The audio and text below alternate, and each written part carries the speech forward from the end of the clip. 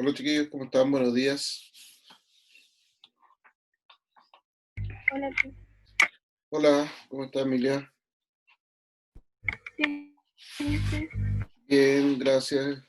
Qué bueno que usted también está bien. ¿Cómo estuvo estos días, chiquillos, de descanso, vacaciones, pausa pedagógica? Bueno, le pusieron varios nombres a estos días, así que espero que hayan sido días de descanso, de poder recargar pilas y todo para poder tener esta nueva etapa de, de trabajo eh, que, que va a ser bastante intensa, al menos hasta septiembre, yo creo. Y recién Ajá. supimos que mañana, sí, yo pensando todo tranquilo de que estaba descansando mientras no sabía que mañana hay que entregar la prueba. Bueno, hoy día hay que entregar la prueba de historia. ¿Cómo no sabía? O sea, sabía, pero pensé que iban a correrme. No sé por qué. Ya, vamos a hablar de eso igual. Vamos a hablar de eso. ¿Ya? Eh, ya, bueno, ya que José Tomás sacó el tema, vamos a conversar de la prueba. Primero vamos a hablar de la prueba de la unidad 1, donde mm, el día domingo en la noche, 9 y tanto, 10, por ahí, eh, hice la subida a Classroom de los resultados eh, una planilla en PDF, donde se subieron los resultados de la evaluación y, eh, y ahí está el porcentaje de logro que tuvo cada uno en la evaluación, además del nivel de logro al que corresponde ese porcentaje de logro, ¿ya? De la unidad 1. Además, a todas las personas que hicieron la prueba, les hice llegar al correo que ustedes ingresaron al momento de hacer la prueba, les hice llegar el puntaje y su resultado de la evaluación, ¿ya? Eso por la evaluación de la unidad 1, ¿ya? En el caso de la evaluación de la unidad 2, claro, tiene fecha de entrega el día de hoy, ¿ya? El día de hoy hasta las 12 de la noche. Eh, considerando esta semana de vacaciones que no estaba considerada antes del momento de hacer la prueba, y considerando que tuve un problema con la evaluación, que no la había dejado abierta para que ustedes la vieran, no la pudieran, o para poderla editar, la voy a dejar abierta la evaluación hasta el día jueves, ¿ya? La voy a dejar abierta hasta el día jueves. Eh, Así que ahí van a tener un par de días más para poder hacerla, ¿ya? Ahí para que José Tomás esté un poquito más tranquilo, Gracias. ¿ya? Porque, a ver, voy a explicar un poquito cómo he visto, cómo veo yo el trabajo. Para hacer la prueba, ustedes tienen material que está disponible en el Drive del colegio de Facebook. Tienen disponible para esa evaluación, tienen los videos que están en el canal de YouTube del colegio y, eh, y esas son las fuentes de información de material, ¿ya? Eh, ¿Por qué me preguntaban? No recuerdo en qué curso, me preguntaban si habían clases de Classroom.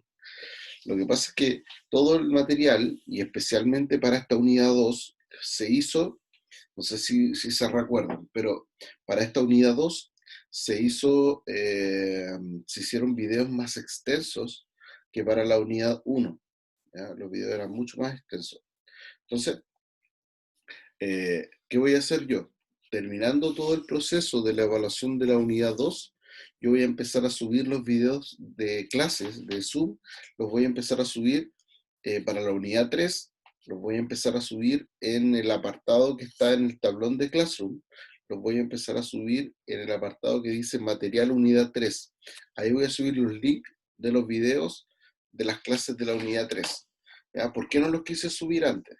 Para que a ustedes no se les prestara para confusión con el material de la unidad 2, ¿ya? Entonces, terminando todo el proceso de evaluación de la unidad 2, voy a empezar la subida de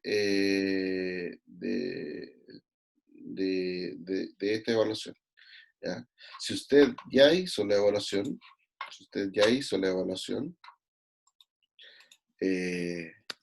recuerden que pueden hacerla de nuevo. ¿Ya? La prueba se puede hacer las veces que ustedes estimen necesario, ¿ya? Ahí, si ustedes creen que se pueden preparar mejor y poder volver a hacerla, hágala de nuevo y yo le voy a dejar el mejor resultado, ¿ya?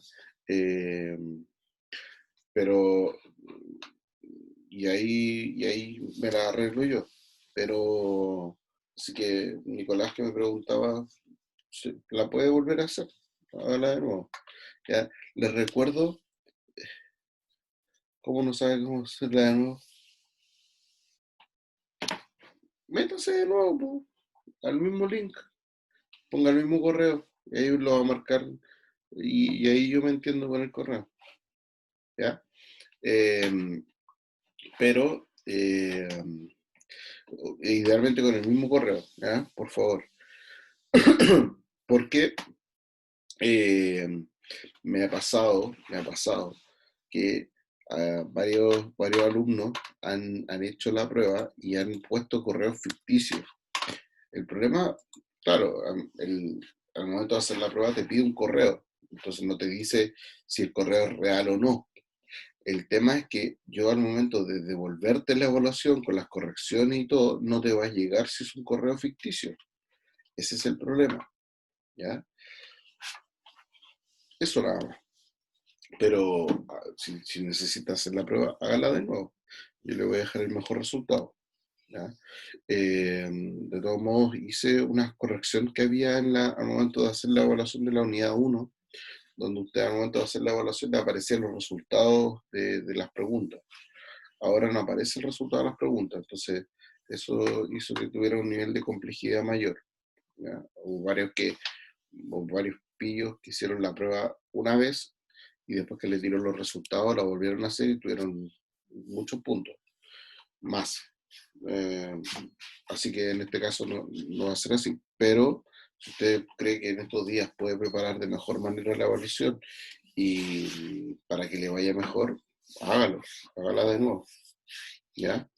De todos modos, al momento de de yo enviar la información, probablemente le llegue la información de las dos pruebas, ¿ya? Porque yo hago el envío masivo de las correcciones, no lo hago como uno por uno, ¿ya? Así que yo me pongo enviar y se envían cada uno de cada una de las pruebas que hizo. Entonces, ahí tengan consideraciones, pero si necesita hacer la prueba de nuevo, hágala de nuevo, no hay ningún problema, ¿ya? Como les digo, para la evaluación de la unidad 3 y en adelante, especialmente de la unidad 3, que es la que viene a continuación, eh, voy a subir los videos. Yo tengo todas las clases grabadas. Las de Zoom están todas grabadas, ¿ya? Están todas grabadas. Entonces, no se preocupe si dice, no, pero es que me falta una clase. Están todas las clases grabadas. Solamente, como les digo, no las he subido para que no se les preste esta confusión entre cuáles son las que corresponden para la prueba. Siempre, miren, siempre pasa y siempre va a pasar. Siempre pasa y siempre va a pasar. Entonces, para asegurarme que no pase eso, como les digo, no he subido todavía los videos de la unidad 3 para que hasta esta prueba de la unidad 2 tengan claro que la información está en el drive del colegio y en el canal de YouTube.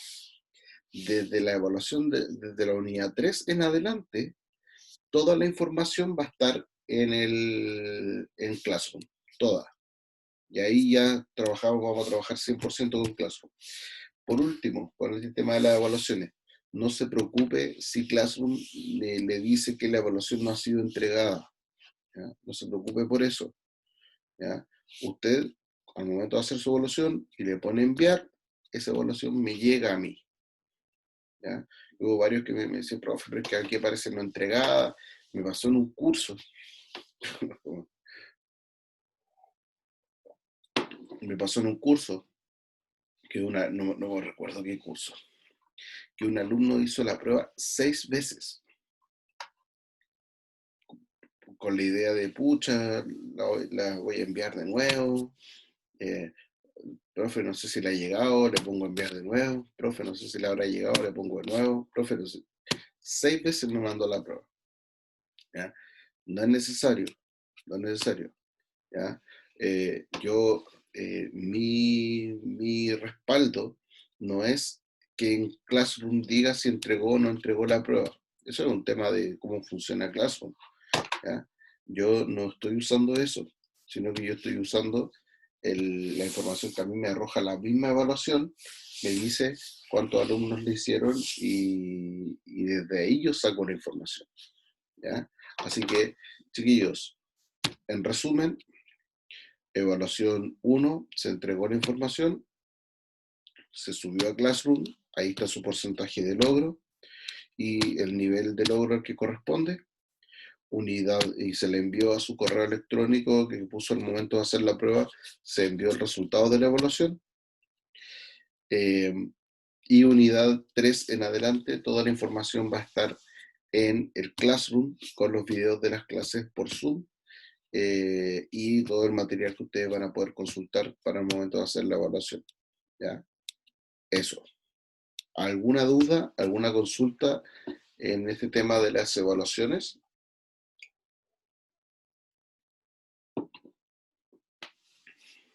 ¿Alguna No. duda, alguna consulta? ¿Sí? ¿Quedó clarísimo? Sí, yo, claro. Ya, súper, súper. Bien, chiquillos.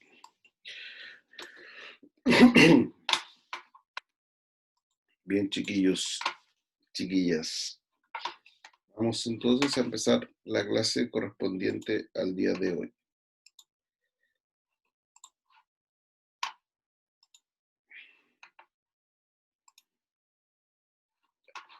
En esta unidad 4 nosotros estamos viendo las características del proceso de imperialismo y colonialismo. ¿Ya? Dentro de este proceso de imperialismo y colonialismo dijimos que lo podíamos considerar directamente como una consecuencia del proceso de revolución industrial, no solamente por las características, sino también porque temporalmente es un proceso que viene inmediatamente después de la revolución industrial. ¿Ya? ¿A qué llamamos imperialismo? Nosotros le llamamos a la ocupación, que puede ser de manera pacífica o de manera violenta, de territorios fuera del territorio original de un país industrializado. ¿Ya? Que en este caso, en el contexto del imperialismo, nosotros le vamos a empezar a llamar metrópoli, y a los territorios fuera les vamos a empezar a llamar colonias, de manera general. No todos los territorios que están fuera son colonias, ¿ya? No todos los territorios que están fuera son colonias, pero nosotros igual vamos a utilizar el término colonia para referirnos a ello.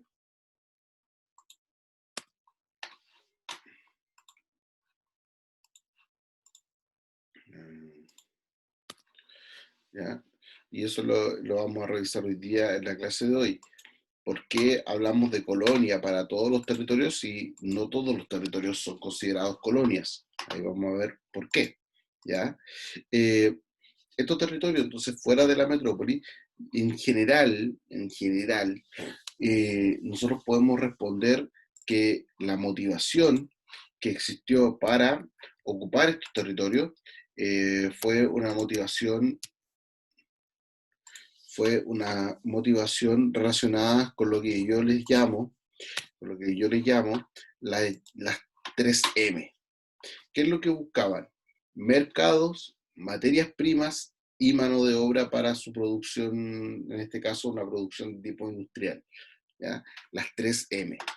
En este caso no solamente tenía que ver con la búsqueda de estas 3M, sino que también tenía que ver con una idea y un montón de otros factores que influenciaron dentro de todo este contexto. Factores demográficos, factores económicos, factores políticos y factores ideológicos. Vamos a revisar a continuación los factores. Dijimos que los factores demográficos tenían que ver con buscar en el mundo y fuera de sus territorios originales eh, un lugar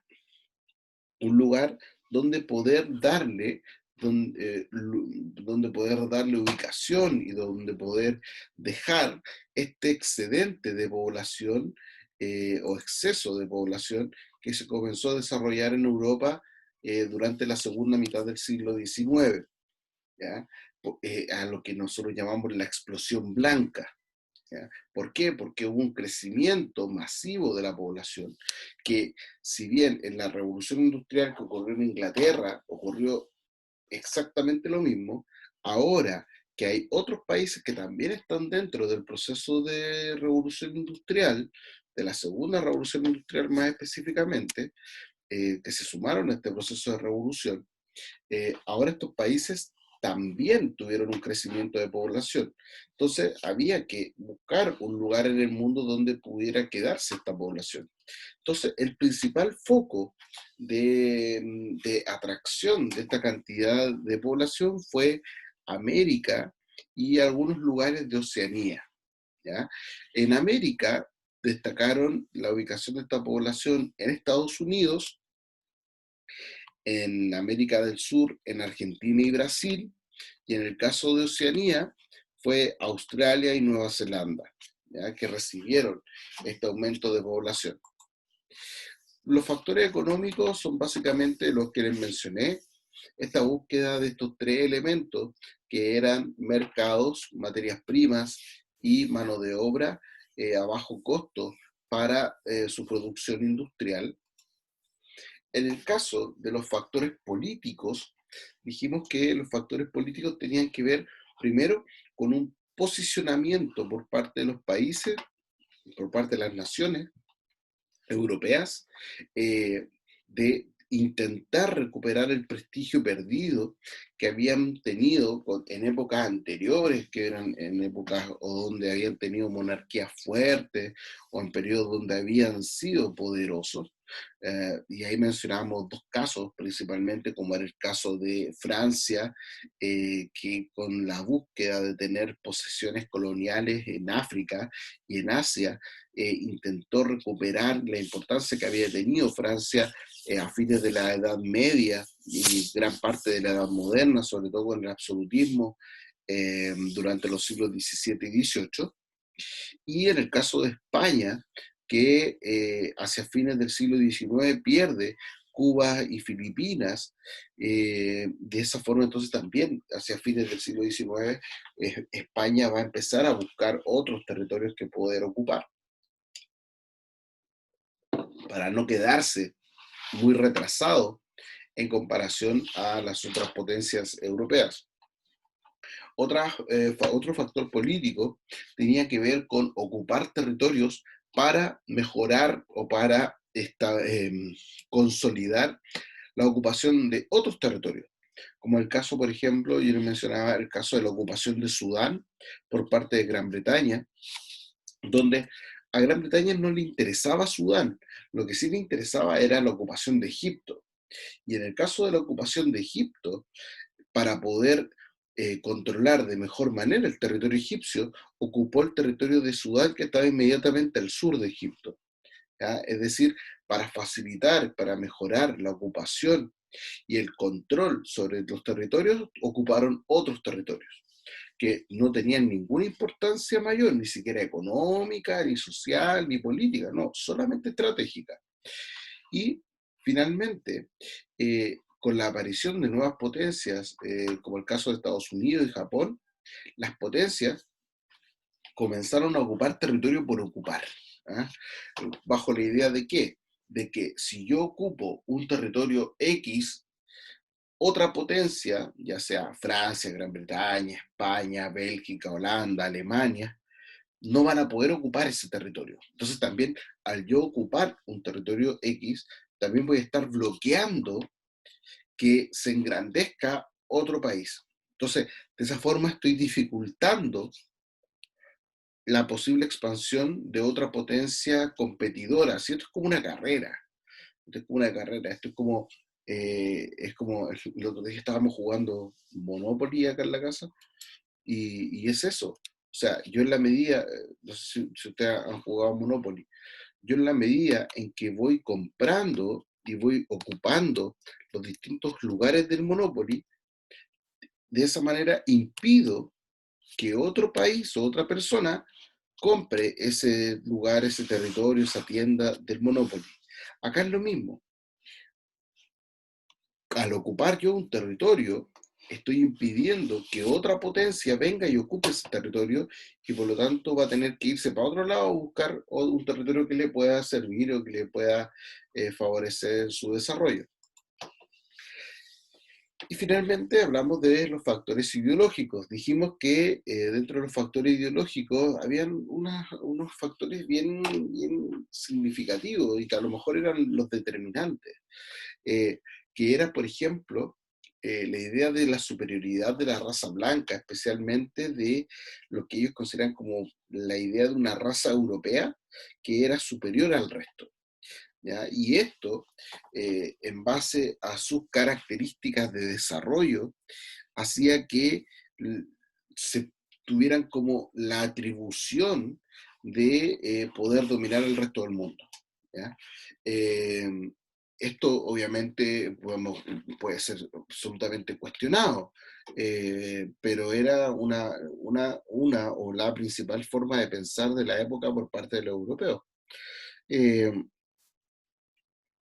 Donde aparece esta distinción de, no, nosotros hemos desarrollado las máquinas, distintas formas de energía, después vamos a ver cómo también tiene que ver con también un desarrollo intelectual. Chiquillos, el hecho de ser una nación, un pueblo, una cultura, hasta una raza, ya, pongamos el tema racial, eh, con un mayor desarrollo técnico, con un mayor desarrollo en distintos ámbitos políticos, culturales, artísticos, etc. No te hace mejor que otro, son cosas distintas. ¿Ya? Yo, por ejemplo, yo puedo decir que tengo un desarrollo intelectual mayor que muchas personas, pero eso no me hace una mejor persona, no me hace ser mejor que otro. Somos distintos nomás. ¿Ya? Entonces, sin embargo, esa distinción no se establecía de manera real en esta época. Al contrario, se utilizaba esta idea de la superioridad de la raza blanca para justificar la ocupación sobre otros territorios. Pero no, finalmente también no se convierte solamente hola, sí, no, yo soy superior, así que te vengo a ocupar tu territorio. No, sino que es, yo soy superior, yo soy superior, pero soy superior también como pueblo, y ahí surge la idea del nacionalismo, que vimos que durante unidades anteriores vimos que el nacionalismo fue un punto fuerte en este periodo, sobre todo en el siglo XIX, que involucró, por ejemplo, el desarrollo de procesos revolucionarios en Europa durante el siglo XIX, que involucró, por ejemplo, el desarrollo de procesos de unificación de territorios, como el caso de la unificación alemana e italiana.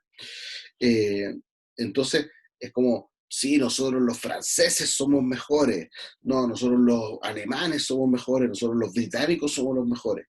Entonces, llegaron con esa idea, ¿ya? De hecho, en la imagen que nosotros trabajamos en un principio en la unidad, para esta imagen, no es solamente que el tipo llega con la idea de ocupar bajo la superioridad de la raza blanca o su superioridad en desarrollo tecnológico, no, el tipo también viene con la bandera británica, entonces también hay un proceso de expansión nacionalista.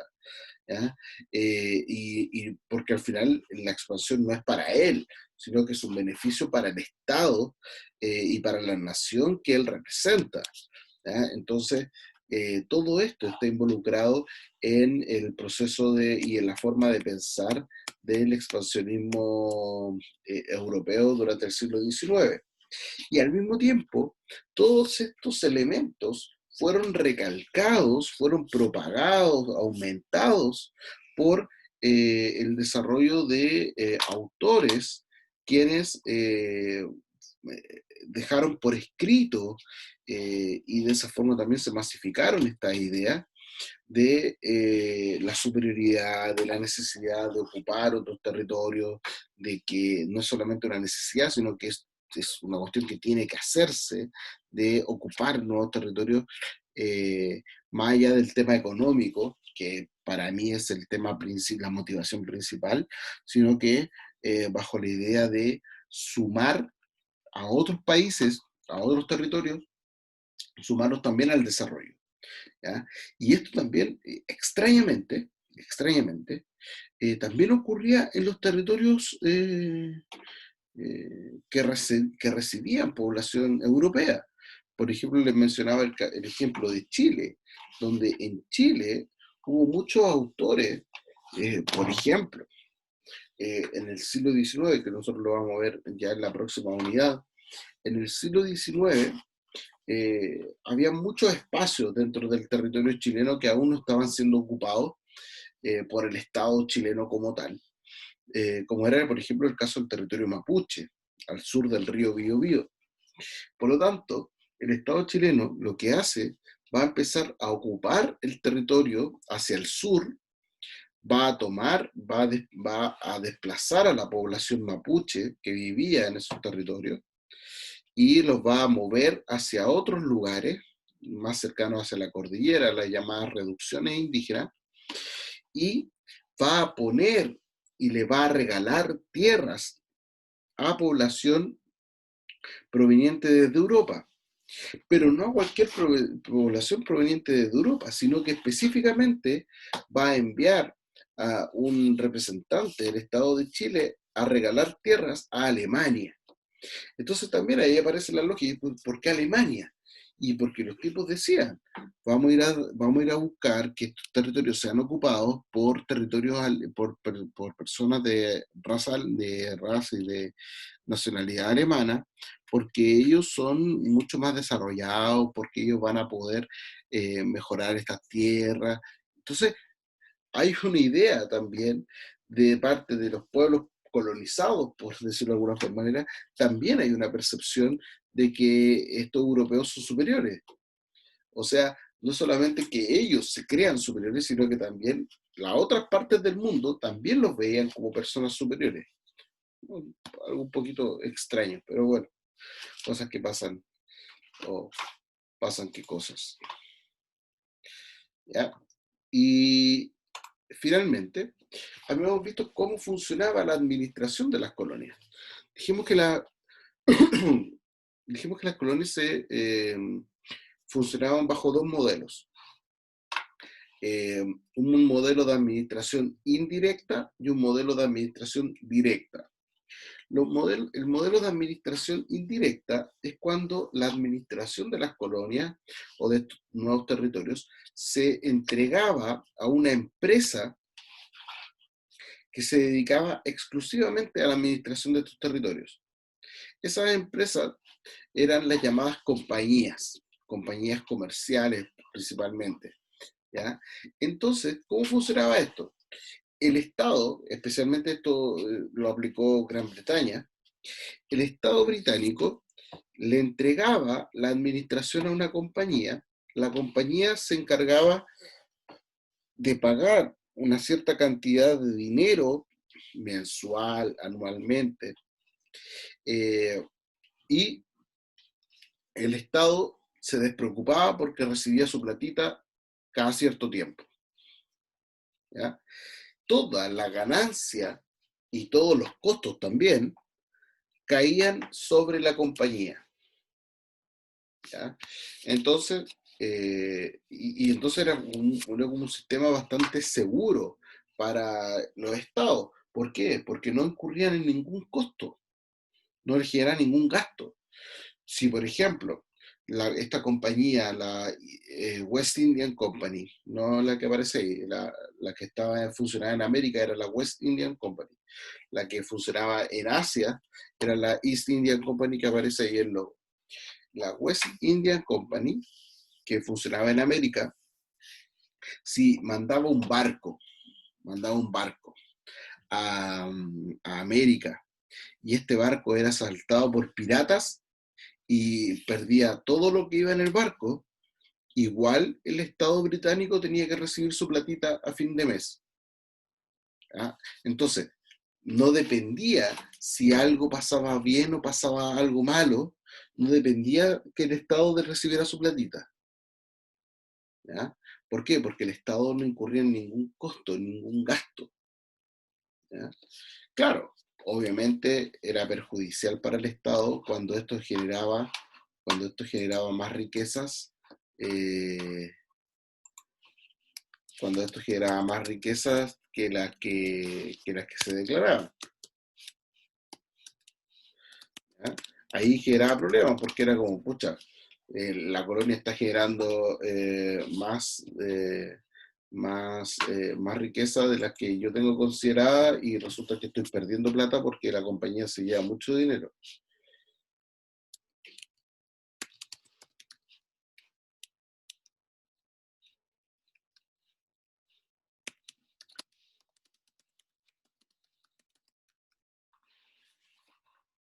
¿Ya?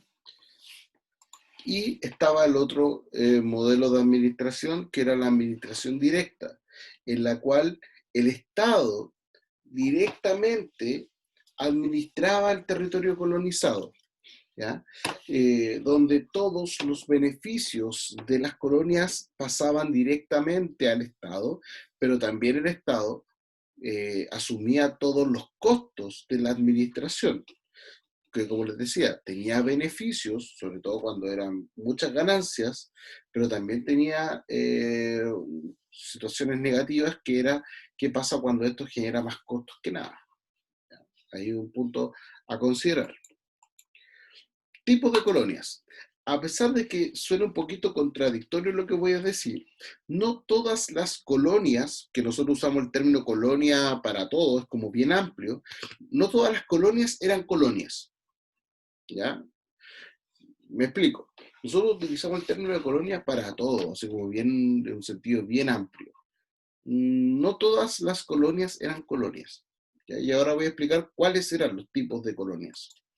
Primero estaban las colonias, ¿ya? Donde donde no tenían gobierno propio y había una dependencia directa de la metrópoli y sometida a sus intereses económicos y también a su administración política.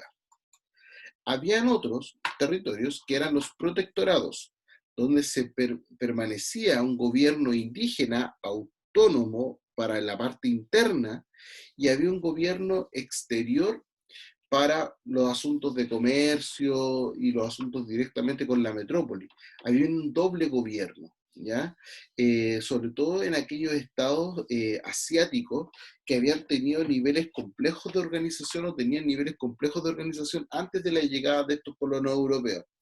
Ahí lo voy a explicar enseguida relacionándolo con el territorio, ¿ya? Pero existía este doble gobierno, había un gobierno interno y un gobierno hacia afuera. El gobierno hacia afuera dependía de la metrópoli y el gobierno hacia adentro de los mismos indígenas, los mismos habitantes originarios del territorio. Y finalmente estaban los dominios, en los cuales eran territorios donde había poca población indígena y por lo tanto era un gobierno principalmente para los colonos. ¿Ya? Para los colonos. Fue un sistema bastante amplio utilizado por Gran Bretaña, donde los colonos tenían y reproducían las mismas formas de organización que habían en la metrópoli. Eh, y, y uno de los principales ejemplos era Nueva Zelanda, Australia, Canadá, Sudáfrica, que mantuvieron las mismas formas de organización. ¿Por qué? Porque no había mucha población indígena originaria en los territorios que llegaron a ocupar. ¿Cómo funcionaba esto en el territorio? Principalmente, donde había principalmente colonias, que era esto donde había una ocupación completa de la metrópoli sobre el territorio, era en África. ¿Ya? La mayor parte de las estructuras políticas previas eran tribales, por lo tanto llegaron y pusieron toda una administración, todo un sistema económico nuevo, ¿ah? Reemplazaron lo que había, que era muy básico, tribus. ¿Ya? Esas son las colonias. En Asia, donde había estructuras políticas previas muy consolidadas, estructuras sociales muy fuertes, se establecieron los protectorados, ¿ya?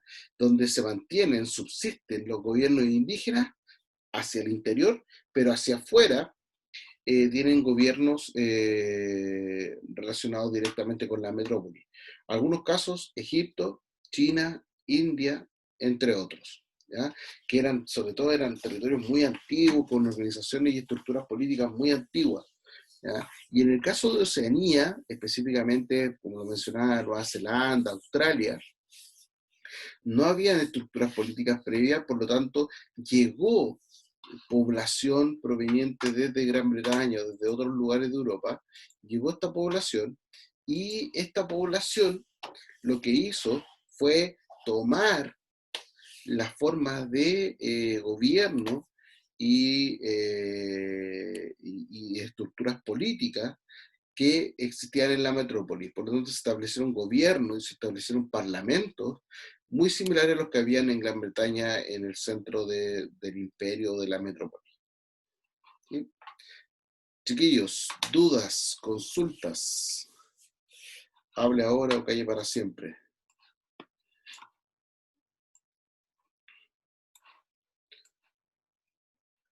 Si no tiene duda, ponga ahí un dedito para arriba, para yo saber si entendió o no. ¿Quedó todo claro? ¿Sí? Gracias, José Tomás. Gracias, Carla. Quedó todo claro entonces. ¿Ya? Chiquillos, como les decía, voy a volver a aclarar. No todas las colonias son colonias. Dentro de las colonias hay tres tipos: colonias, protectorado y dominio. Y cada una depende de la forma que tiene el territorio, también depende del territorio, en qué continente está. En África, colonia; en Asia, protectorado; y en Oceanía, dominio. Básicamente eso. ¿Ya? Bien, chiquillos, quedamos hasta acá. Nos vemos mañana a esta misma hora, en este mismo canal. Cuídense, que estén bien, que tengan un muy buen día. Así que y recuerden la prueba hasta el jueves, ¿ya? Ya, Chao, chiquillos. gracias. Chau. Cuídense. Chao, chao. Nos vemos.